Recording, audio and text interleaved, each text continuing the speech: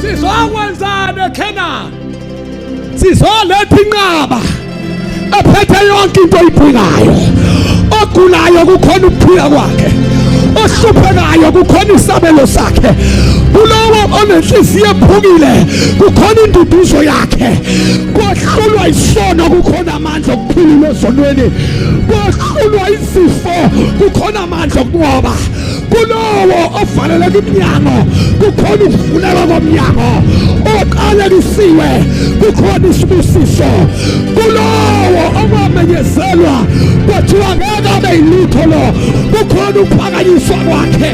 Kulowo owathakathwayo kwathiwa lo uyosafe isehluleki kukhona umoja kwamandla aphakathi. Kulowo waboshwayo kukhona ukugasuka kwamaketango. Ngoba namuhla silethe uJesu oyinqaba. Asonge sangisithe enqabeni.